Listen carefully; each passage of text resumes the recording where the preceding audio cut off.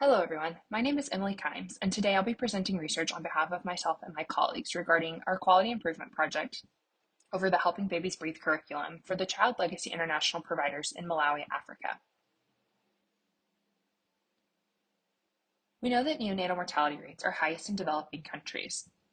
Primarily, this is due to a lack of access to formalized training, education, and more recent techniques and tools. Overall, it's seen as a lack of health care, whether from the government or from local provinces.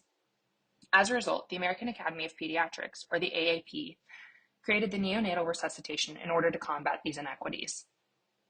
However, they noted that neonatal resuscitation might not be sufficient in areas that lacked resources to a more serious degree. And so in 2010, Helping Babies Breathe curriculum was created. It's a much more simplified version of the NRP program, and thus its implementation in 2010 saw great strides, particularly in places like Africa. It was revised again in 2016, and that's the current version that's used today. Helping Babies Breathe is a much more simplified curriculum. It requires less equipment and, as stated, is meant for areas where resources are extremely limited. Helping Babies Breathe education can improve provider competency and improve birth outcomes. At the beginning of this research project, an initial survey was sent out to the CLI providers. This survey was meant to gather information as a baseline to determine what providers already knew about neonatal resuscitation, about the Helping Babies Breathe curriculum, and about APGAR scoring. At the end of this project, the same pre-test survey will be sent as a post-test to determine if there were increases in provider confidence and competence. After the pre-test survey was sent, a how-to instructional video was made and then sent to the providers in order to detail confidence and competence in Helping Babies Breathe curriculum. Informational brochures, training videos, and PowerPoint presentations were all also made and provided to the staff in order for them to have on hand.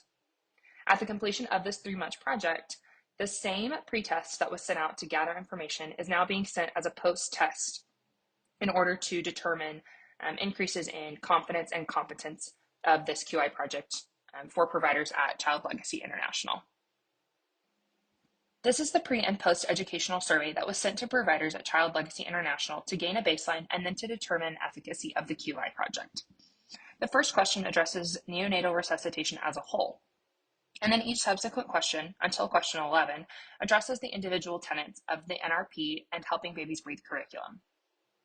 The 11th question specifically addresses APGAR scoring. It was noted that while we were in Malawi, an APGAR score may have been incorrectly or improperly reported.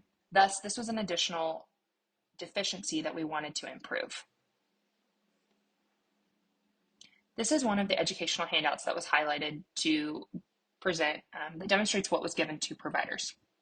This handout summarizes the key tenets of Helping Babies Breathe, particularly focusing on 4 main issues. First was the baby crying. Second, after performing stimulation, was the baby breathing? If the baby was not breathing, moving on to ventilations. And then lastly, if stimulation, ventilation was not the issue, regarding cardiac issues with the child.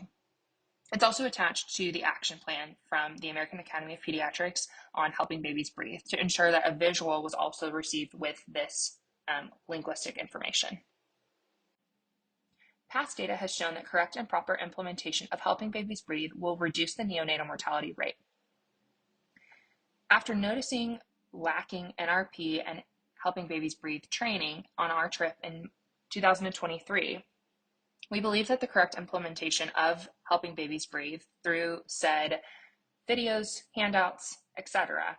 will improve the outcomes of neonatal mortality rate, but will also improve provider confidence and competence. While the data collection is still pending at this time, we expect these results to match our hypothesis. Finally, if you have any questions about this project or about the research, please feel free to contact Emily Kymes at emily.kymes@okstate.edu. Thank you so much for your time.